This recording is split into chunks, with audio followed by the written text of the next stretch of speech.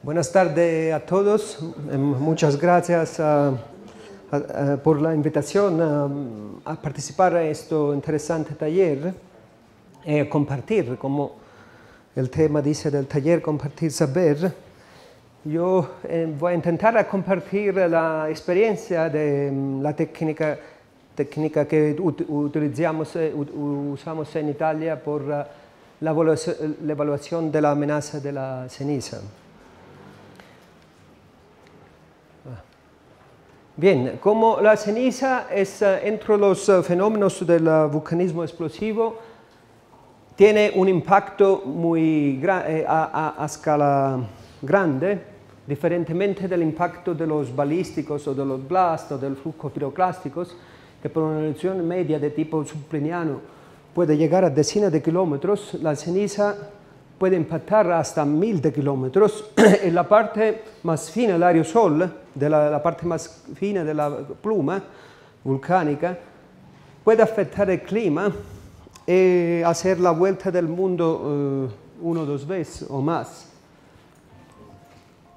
El material que es eruptado durante la erupción explosiva tiene un rango muy grande. Esta es una característica muy importante, porque, como voy a explicar, todo el material fragmentado tiene un nombre, en vulcanología se llama tefra, y es dividido en diferentes categorías, depende del tamaño de las partículas. Esta no es solo una subdivisión de tipo semántico, es importante porque la diferencia de tamaño, no solo el tamaño, ma el tamaño principalmente, controla la velocidad de caída, la velocidad de asentamiento de la partícula en la atmósfera. Entonces, las bombas de bloques tienen un tamaño grande, largo, y una velocidad de caída muy alta, entonces permanece en la atmósfera solo pocos segundos, entonces tiene un impacto, una distancia de impacto proximal de kilómetros. La pili es ceniza gruesa, que son las partículas que van de 64 milímetros a 64 micrón, tiene velocidad de caída del orden de decenas de metros segundo, y la pili va a estar en la atmósfera minutos e impactar distancia de decenas de kilómetros. La ceniza gruesa puede llegar a centenares porque tiene una velocidad de 1 metro por segundo. La ceniza gruesa, perdón. La ceniza fina puede quedarse en la atmósfera días, algunos días o semanas, depende del tamaño, y puede viajar a distancia muy distal, muy largo, de 1000 de kilómetros o más. Por esta categoría, a la intermedia, se pueden hacer algunas aproximaciones y se utilizan algunos modelos que son semianalíticos. Claro que estos modelos semianalíticos o analíticos, que son muy populares, tienen algunas restricciones cuando vamos a aplicarlo, por ejemplo, a distancia muy larga o en condiciones donde la asunción que se hacen para desarrollar este tipo de modelos no son válidas. Entonces, para una tratación general, necesitamos de usar modelos de tipo numéricos que nos permiten de describir un rango mucho más grande.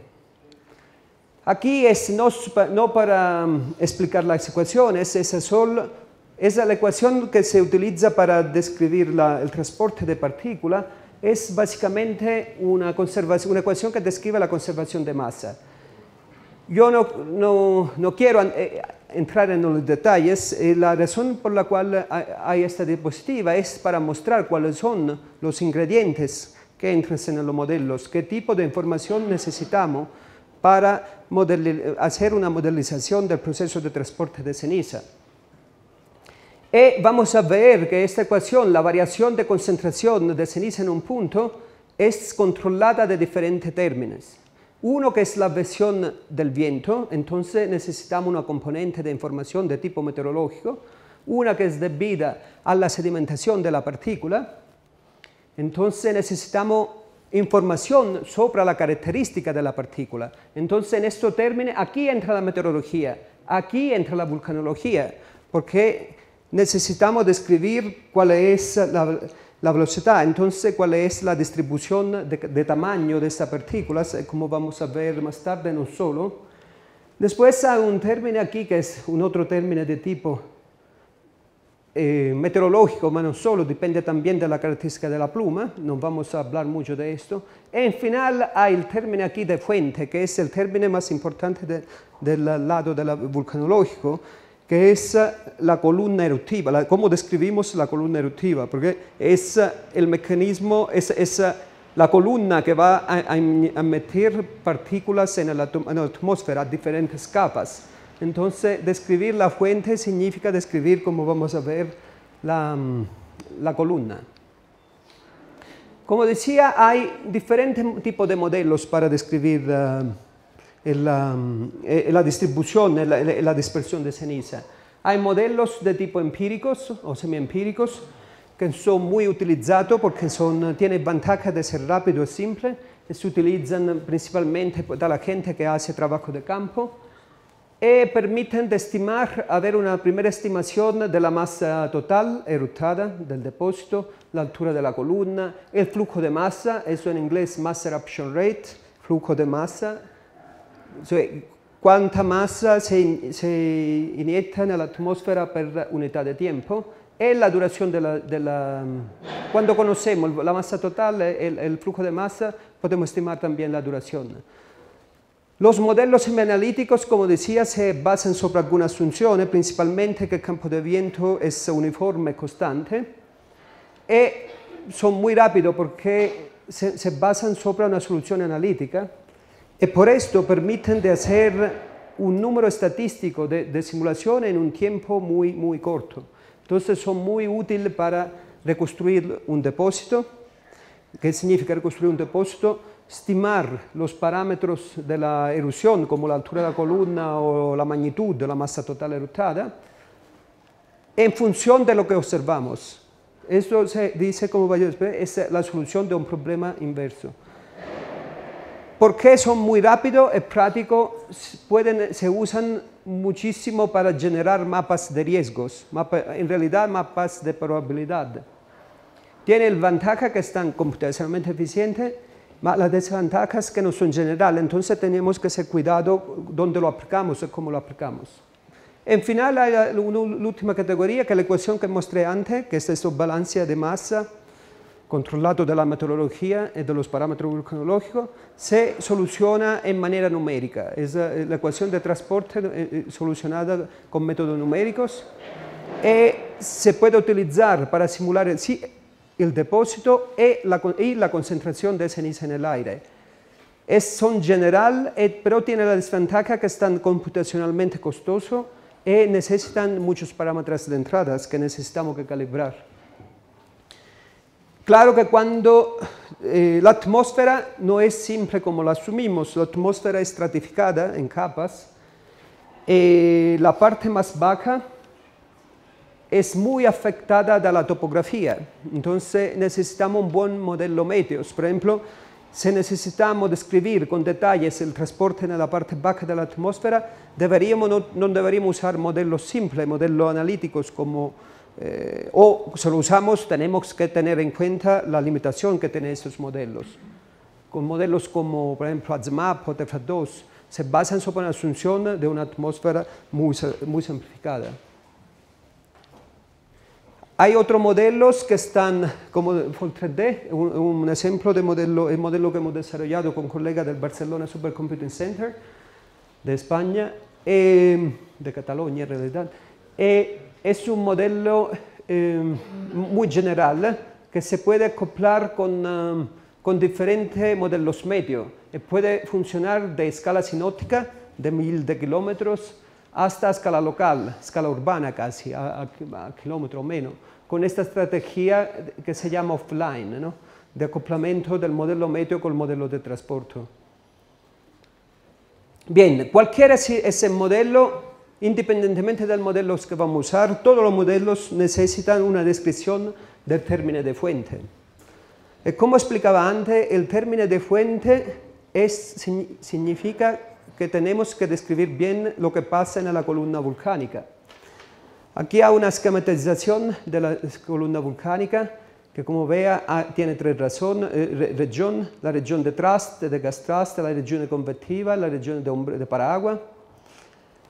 Entonces, una primera información que necesitamos, cómo la masa que está eruptada en la columna es distribuida, ¿no? La mayoría estará distribuida aquí en la región de paraagua, pero de aquí también la partícula más gruesa sale de esta parte de la columna.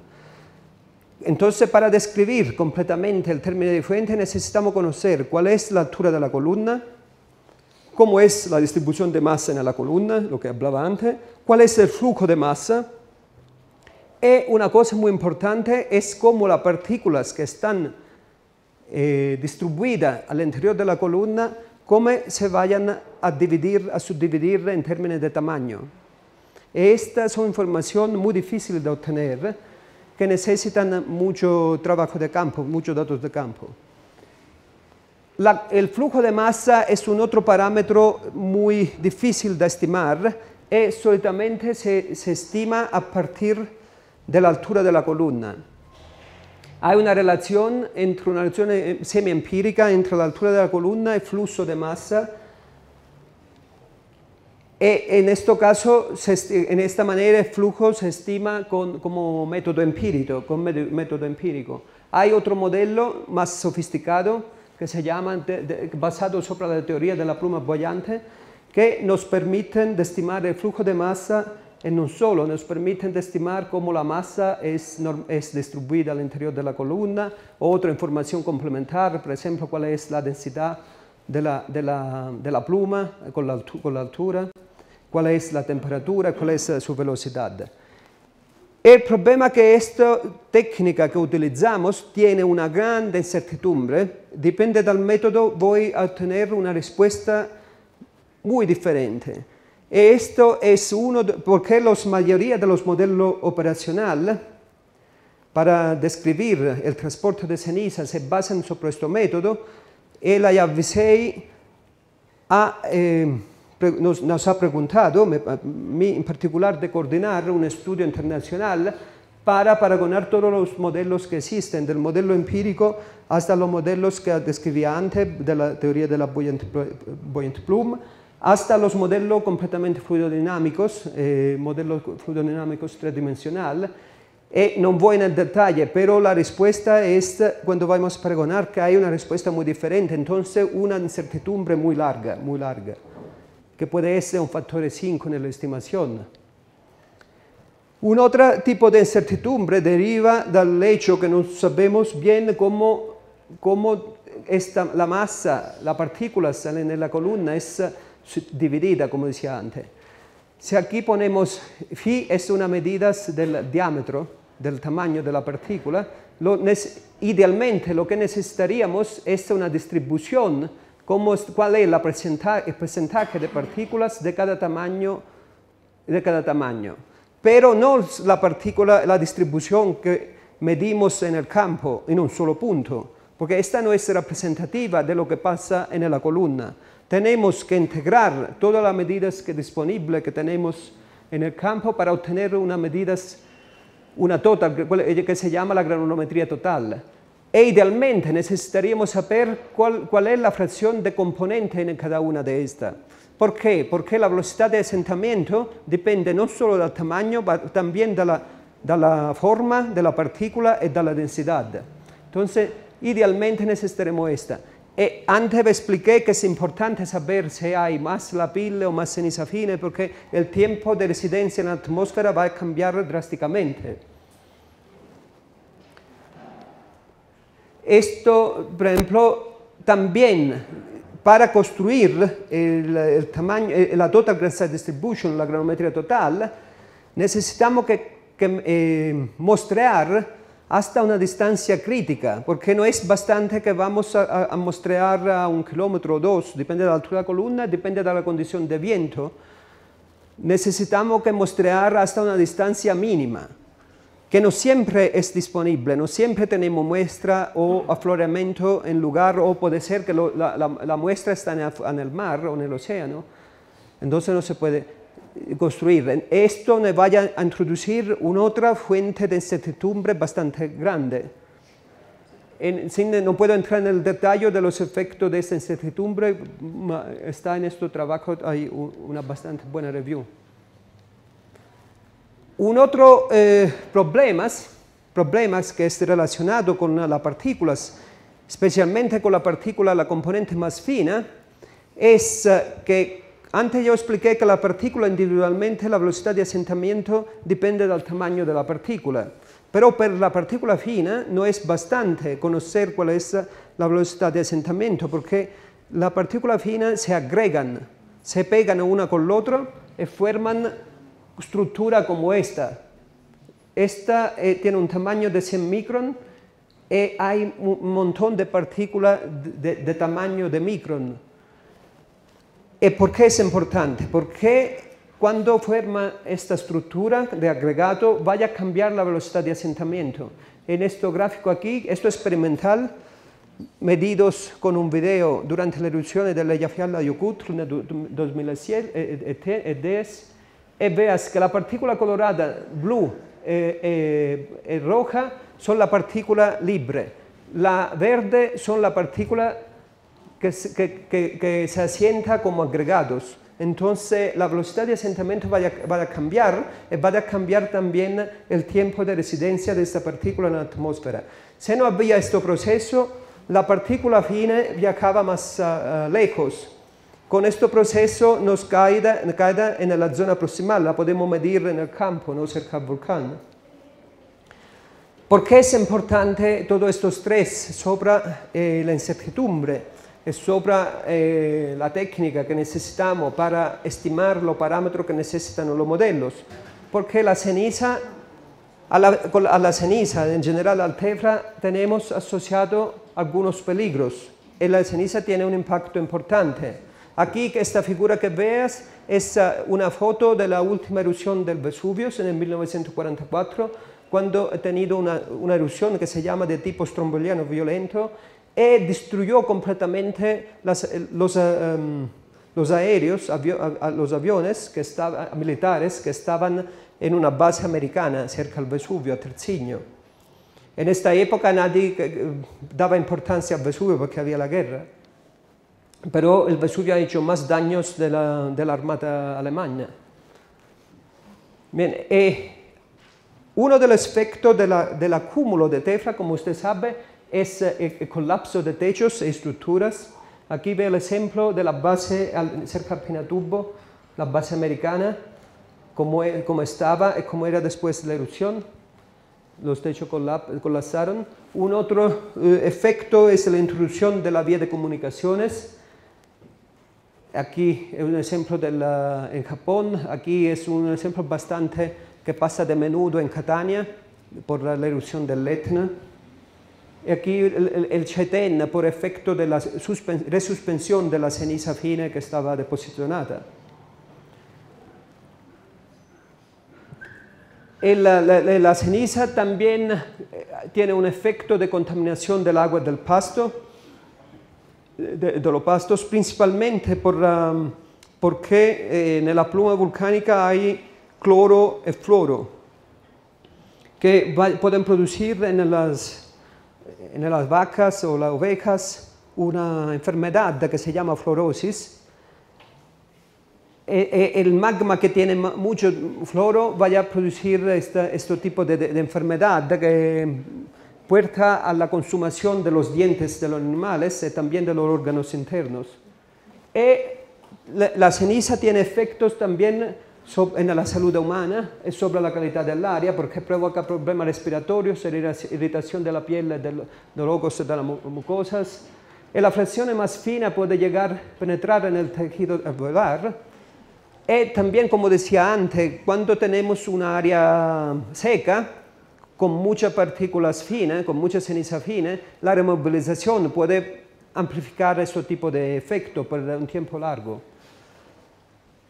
Un otro efecto debido a la pluma, los gases que hay en la pluma, es el impacto sobre el medio ambiente. Como decía antes, el cloro y la flora se combinan con el hidrógeno y producen el ácido fluorídrico, el ácido clorhídrico, que vayan a producir, a causar lluvia ácida. O hay también el SO2 que se transforma con el agua en H2SO4, en esto aerosol, que esto tiene un efecto de albedo, cioè que refleja la radiación del sol, entonces puede alterar el clima de la Tierra, porque esto es importante sobre todo por las supererupciones. La erupción más grande se piensa, ahora se sabe, por ejemplo, porque después de la erupción del Pinatubo sabemos que por este efecto la temperatura media del globo se bajó de medio grado a 1 grado. Erupción más grande como la Iñambrite Campana que pasó en Italia, o la erupción de Toba, o la erupción de Yellowstone, se estima causaron una disminución de la temperatura media del globo de 10 grados. Y un efecto que pienso que todos ustedes conocen es el impacto de la ceniza sobre la aviación. Esto fue muy claro, como vemos, después de la erupción de Eyjafjallajökull, pero no es solo esta. Por ejemplo, aparte, la primera fue, como decía antes, la última erupción del Vesubio en 1944, que se conoce poco porque había la guerra, pero otros fueron la erupción entre el 75 y el 94, más de 80 jets encontraron nubes volcánicas, poniendo en riesgo más de 1.500 pasajeros. La reparación de estos aviones se estima costó más de $200 millones. Vamos a ver por qué este tipo de la ceniza es tan peligrosa por los aviones. ¿Por qué? Porque principalmente por la temperatura. Los jets modernos, el motor moderno, funciona a una temperatura en este rango de 900 a 1300 grados, perdón, de 700 a 1300 grados. En este rango tenemos la temperatura de fusión de la mayoría de la ceniza volcánica. Aquí está el rango de fusión del basalto, esto de la andesite, esto de una dacite. Entonces, ¿qué pasa? Un otro hecho es que el tráfico, como usted sabe, es más o menos a 10 kilómetros, 10-11 kilómetros sobre el nivel del mar, que en la erupción volcánica, también la erupción relativamente pequeña puede fácilmente llegar a este nivel. ¿Por qué hace daño? Aquí ve el motor como el efecto de la ceniza sobre un motor aéreo. Un efecto que no es el más grave, pero es importante, es que vaya a reducir el efecto de la pala, ¿no? de la hélica de esta. Por erosión. Esto vaya a perder potencia el motor con el tiempo. La otra es que la ceniza fundida se solidifica y bloquea el motor completamente. Aquí puede ver como el efecto. Por esta razón, el mundo, la ICAO, que es el Instituto Internacional que es responsable del tráfico aéreo mundial, dividió el mundo en VAC, Centro de Aviso de Ceniza Volcánica, y el mundo está dividido en 9 VAC, y cada uno tiene una región de competencia. El VAC de Londres está que esto es lo que manejó la crisis de Eyjafjallajökull, es pequeño, pero es el más importante porque controla el tráfico aéreo entre Europa y Norteamérica, que es donde hay más vuelos. Aquí estamos en el VAC de Washington, la parte baja de las Andes es administrada del VAC de Buenos Aires. En el VAC de Buenos Aires, en el VAC de Darwin, que controla todo el volcán de Indonesia, se utiliza, por ejemplo, el modelo que hablaba antes yo, Vol3D, que es el modelo que hemos desarrollado. Este problema diventó mucho grave después, nos hemos dado cuenta de la importancia de este problema después de la crisis de Eyjafjallajökull en abril-mayo de 2010, cuando ocurrió esta erupción que duró mucho y tenido una afectación sin precedentes a nivel mundial, afectando más de 25 países con un costo que se estima de más de 1.300 millones de euros, cancelando más de 100.000 vuelos y afectando más de 4 millones de pasajeros. Y después de esa erupción cambió todo, la manera en la cual describimos la dispersión de ceniza cambió completamente, porque antes necesitábamos saber solo si había o no había ceniza. Después de la crisis de la Eyjafjallajökull se introdujo un elemento más cuantitativo y necesitamos saber no solo si hay ceniza o no hay ceniza en el aire, mas necesitamos saber cuál es la concentración de ceniza, porque se dieron cuenta que las compañías había una pérdida muy excesiva, entonces han hecho presión, han hecho lobbying sobre los tomadores de decisión, en particular sobre el ente de aviación europeos. Ellos cambiaron la ley y se impuso un umbral de 2 miligramos a metro cubo, que si se supera no se puede volar, abajo de esto se puede volar. Este umbral tiene una grande incertidumbre. Esta es una de las razones por la cual, y también porque el efecto sobre el motor del avión no depende solo de la concentración, ma depende también del tiempo de exposición del avión en la nube volcánica. Entonces depende también de lo que se llama la dosis. Y por esa razón el ICAO, que es el Instituto Internacional, no ha decidido si adoptar este tipo de umbral en todo el mundo. Hay regiones, por ejemplo, aquí que sigan con el mismo criterio. Una vez que la herramienta que explicaba yo antes puede ser útil ¿esto puede hacerlo partir, por favor? ¿Puede primerla para partir el video? Decía, es útil porque los modelos no permiten de hacer predicción de la evolución de la pluma en la atmósfera. Entonces, si conocemos bien la fuente, cómo describir la fuente, podemos saber antes dónde la pluma cuál país la pluma vaya a afectar. Esto nos permite prepararnos y cerrar los aeropuertos solo en la zona afectada. Esta es una simulación que he hecho con modelos que describí antes, que describe la carga total en la atmósfera de ceniza. Sería más o menos la misma cosa que ve el satélite. Bien, ahora cambiamos un poco tópico. Este es el efecto de la ceniza sobre la aviación, mas sabemos, como hemos dicho antes, que la PILIS, la teifra en general, la teifra ceniza gruesa, tiene un impacto importante sobre la estructura, sobre las casas, sobre los techos. Entonces, vamos a ver qué medidas vamos a tomar en una área como de Nápoles. Nápoles está construida entre 3 volcanes. Tenemos el Vesubio a la parte este, Campi Flegrei a la parte oeste e Ischia, la isla de Ischia. Nápoles construido en el medio. Vamos a hablar un poco más en detalle de esto, porque esta área fue siempre habitada. Es un área, como usted puede imaginar, muy peligrosa desde el punto de vista del riesgo volcánico. Pero es una área muy fértil. Era considerada una de las áreas más ricas, ¿no?, en toda la historia. Sabemos, por ejemplo, de la erupción de Pompeya del 79 después de Cristo, que destruyó completamente la ciudad.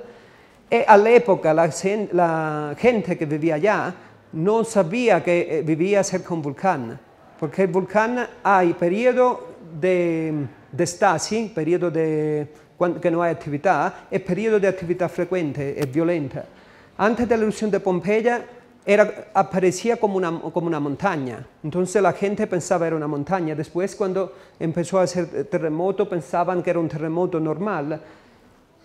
Y cuando empezó la erupción, no tengo tiempo para ir en detalle, mostrarlo cómo los flujos mataron a la gente del Herculano, de Pompeya, en la ceniza, la caída de ceniza impactó también Pompeya.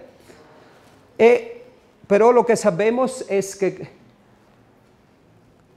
esta área fue completamente soterrada, enterrada, nos ha permitido de ver cómo vivían los romanos a esta época, porque es como una máquina del tiempo. Excavando podemos estudiar cómo ellos vivían. Pero sabemos que esta área era habitada mucho antes de Pompeya. Esto lo sabemos también porque había una otra erupción que ocurrió, una otra erupción del tamaño más grande de Pompeya, de la erupción de Pompeya, que ocurrió en el 1660 a.C., que cubrió completamente toda la área acá, que es el Vesubio, esta área con los flujos, esta con la caída de ceniza, e enterró una sorta de Pompeya de la edad del bronce, que fue descubierta al principio de los años 2000. Y ahora pienso que vayan a construir un museo sobre esto que encontraron. Pero estamos hablando de la edad del bronce. Entonces, esa área fue habitada. La gente sabe que es un volcán, sabe que es un área peligrosa, pero es habitada desde más de 3000 años. Por la razón que explicaba antes, es un área muy rica, el clima es muy bueno, el suelo es muy rico. Hemos visto el impacto que ha tenido en la edad del bronce, que destruyó las cabanas, en la erupción de Pompeya, ha hecho desaparecer ciudades enteras. Pompeya era una ciudad grande a la época. Y usted se puede imaginar lo que puede pasar si una erupción ocurre hoy. En esta área entra el Vesubio, el otro volcán que explicaba antes, que estaba más o menos aquí al este, que es el volcán al oeste, el volcán de Campi Flegrei. Viven más de 3 millones de personas. Solo al interior de la caldera de Flegrei viven medio millón de personas. Aquí alrededor del volcán, a menos de 10 kilómetros, viven 700.000 personas.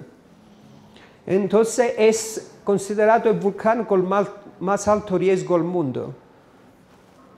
Y la mayoría de esta construcción se desarrollaron en los años 70, cuando en Italia había un boom.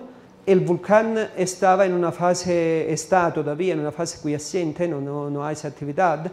Entonces la gente perdió la memoria muy pronto.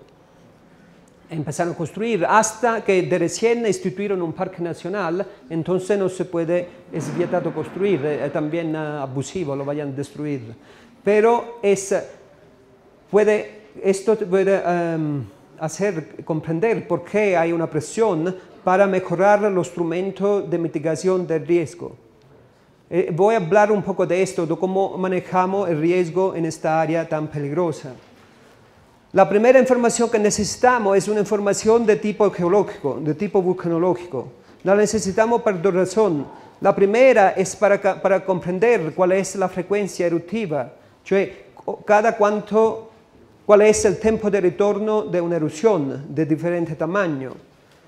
Y por esto necesitamos fechar, estimar la masa, caracterizar las erupciones, necesitamos un labor geológico muy intenso.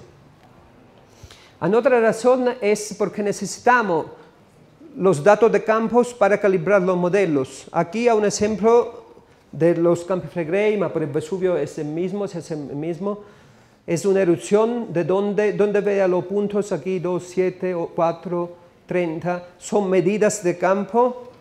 Y lo que hacemos es de obtener la combinación de parámetros que caracterizan la erupción, la combinación mejor que vaya a reproducir esta observación. Y aquí hay un gráfico que muestra el acuerdo entre el valor calculado y el valor medido. Una vez que calibramos este parámetro, podemos hacer mapas de riesgo. Voy a explicar cómo expliqué al principio, como introducí al principio. La caída no va a depender solo del tipo de erupción, del tamaño de la erupción, de la altura de la columna, ma depende también de la intensidad, de la dirección de los vientos.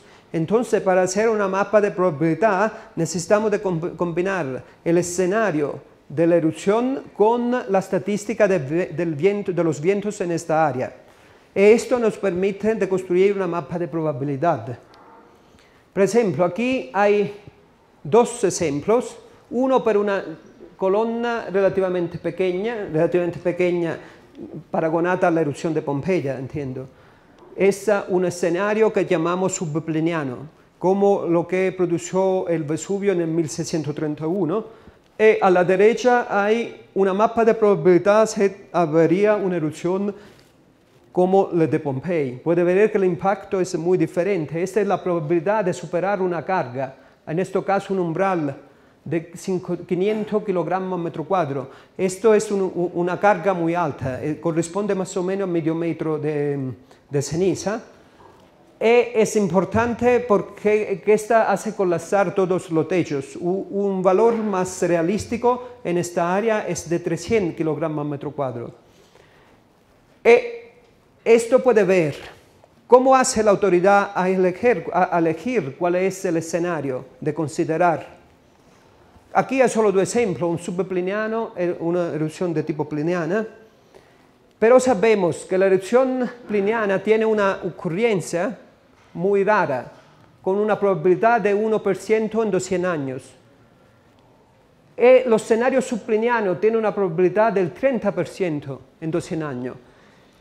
Tener una erupción de tipo stromboliano violento, que es una erupción más pequeña de la stromboliana, con una columna de menos de 10 kilómetros, tiene una probabilidad de más de 70%. Se estudió con los datos que hablaba antes, los datos de campo estratigráfico. Entonces, las autoridades eligieron un escenario de tipo intermedio, que no es el escenario más probable, no es el escenario más extremo, es algo en el medio. Ahora cambiamos también este tipo de approach, pero a las autoridades no les gusta un approach completamente probabilístico, les gusta haber un escenario de referencia, lo llaman. Este escenario de referencia se calibra con los métodos que explicaba antes, intentando de reproducir al mejor las observaciones de campos. En este caso tenemos un escenario con una masa total de 10 a la 11 kilogramos, que corresponde a este volumen, un flujo de masa de este orden, 10 a la 7 kilogramos segundo, una duración de 7 horas y una columna de 16 kilómetros. Esto es bastante consistente también con la crónica de la otra erupción del Vesubio. Por ejemplo, la erupción de 1631 duró menos de 10 horas, la fase intensa. Entonces, una vez que tenemos un escenario de referencia, vamos a hacer mapas de probabilidad. Sobre esta mapa de probabilidad, las autoridades, la Protección Civil Nacional, vaya a declarar la zona, diferentes zonas, la zonación del volcán. En particular, la caída de ceniza vaya a afectar, a determinar la que se llama zona amarilla, que es la zona del área donde hay una probabilidad superior al 5% de tener una carga mayor de 300 kilogramos metro cuadrado, que es el umbral para el colapso de techos. El umbral, los científicos no tienen que decidir el umbral, los científicos tienen que fornir información sobre cuál es el umbral para el colapso de techos, sobre cuál es el umbral por el daño al avión, al motor del avión. La decisión de cuál umbral seleccionar es competencia de la autoridad política, de la autoridad de protección civil. Ellos eligieron esto, un corte al 5%, y vamos a ver cuál es la consecuencia de este corte en la distribución. Como decía, tenemos la zona amarilla, la zona roja. La zona roja es la zona donde hay la más alta probabilidad de impacto de flujo piroclástico.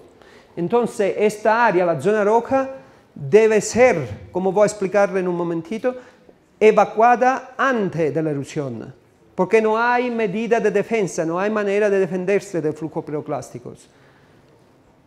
En la zona amarilla vamos a ver que tenemos otro tipo de medidas.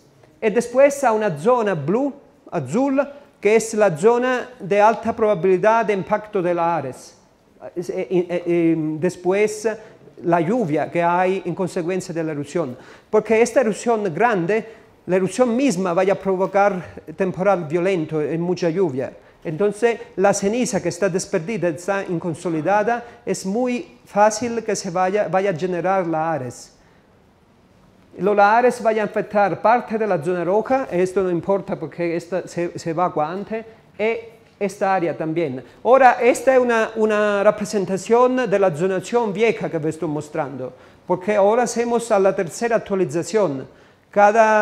Más o menos cada 5 años vamos a actualizar, la autoridad, la protección civil va a actualizar este tipo de mapas. Ahora estoy en una mesa de trabajo, vamos a hacer una otra actualización.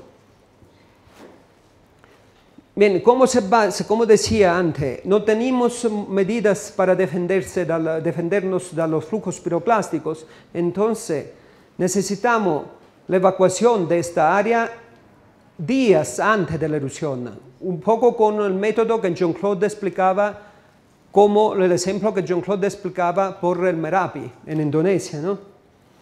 ¿Y cómo se basa esta evacuación? ¿Sobre qué se basa? Tenemos diferentes niveles de alerta.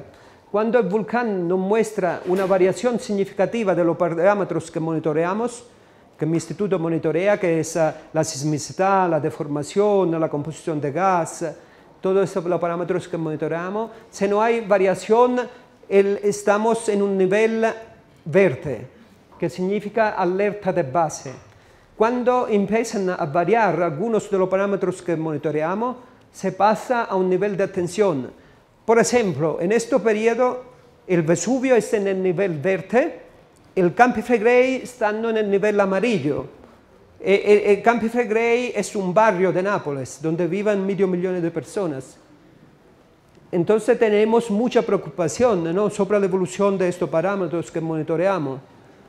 Porque esto vaya a variar ulteriormente, que hay otros parámetros que varian, o estos parámetros varian ulteriormente, del nivel de atención, no nosotros.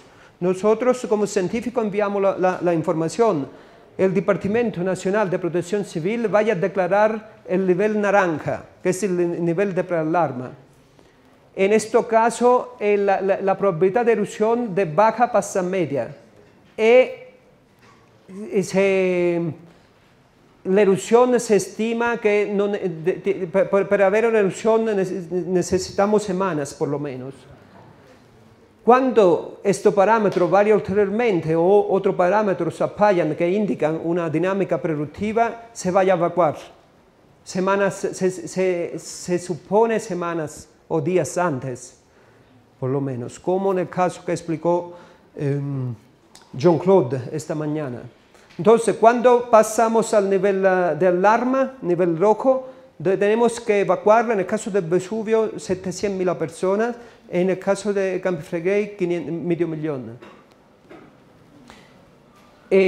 Ahora se empieza a hacer un escenario una tratación un poco más probabilística con la técnica que explicaba Jean-Claude esta mañana del evento bayesiano, del árbol bayesiano de los eventos, para hacer una tratación completamente probabilística. Pero esto es en la investigación, pero no es en la autoridad civil.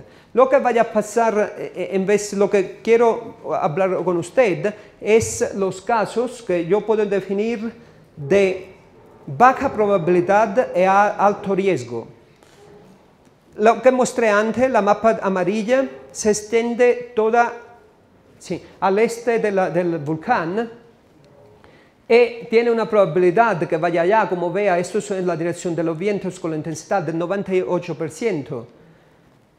Vamos a ver, si la erupción pasaba el 1 de marzo del 2003, que pasaba, esta sería lo que pasaba, la simulación con AZMAP en este caso, como se puede hacer con los ventos verdaderos de estos días. En este caso, como ver, la carga aquí es de 100 kilos, aquí 500, entonces 300 aquí. En este caso todo sería perfecto porque la caída mejor donde tenemos colapso de techos está toda en la zona amarilla.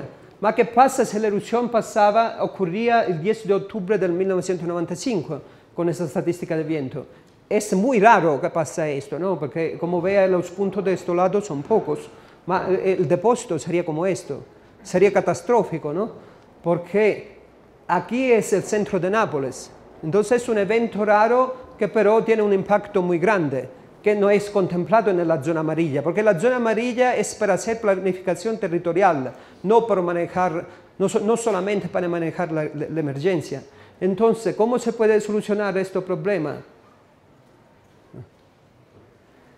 Uno es de refigurar la distribución de los depósitos así, con una rosa, donde cada sector tiene su probabilidad. La otra es de utilizar los pronósticos de los vientos y hacer pronóstico dónde va a caer, a deposicionarse la ceniza. Esto es un ejemplo del ejercicio MESIMEX, que es un simulacro de erupción del Vesubio que hemos hecho a nivel europeo con la Protección Civil Nacional y Protección Civil Europea, para simular la actividad. Y aquí lo que comunicábamos como grupo a las autoridades era, utilizábamos 4 modelos, pero no se puede pasar el resultado de 4 modelos a la autoridad. Entonces se pasaba el valor máximo de la carga y el valor promedio. Y esto es el pronóstico del 21 por la noche, partiendo de una erupción que empezó a medianoche. Igual se puede hacer 2 días después, así. Por ejemplo, esta es la técnica, esta es la última diapositiva, es la técnica que utilizamos por l'Etna. Por l'Etna hacemos las simulaciones con 4 diferentes modelos y vamos a ver la síntesis de los modelos donde vaya la carga de la ceniza. Esto nos permite de decidir cuál, no nosotros, la autoridad civil, vaya a decidir cuál es, si cerrar o no el aeropuerto. Aquí el aeropuerto de Catania y aquí un otro aeropuerto que es el aeropuerto de Reggio Calabria. Entonces, cuando cierran este aeropuerto con esta herramienta previsional, también que tiene su incertidumbre, su limitación, podemos saber si la ceniza vaya a afectar el aeropuerto horas antes o días antes. Si la ceniza vaya a afectar el aeropuerto de Catania o el aeropuerto de Reggio Calabria. En este caso se cierra esto, se tiene abierto esto. En algunos días se cierra esto, se tiene abierto esto. Esta es solo una aplicación de lo que hacemos. Esta es la última. Muchas gracias.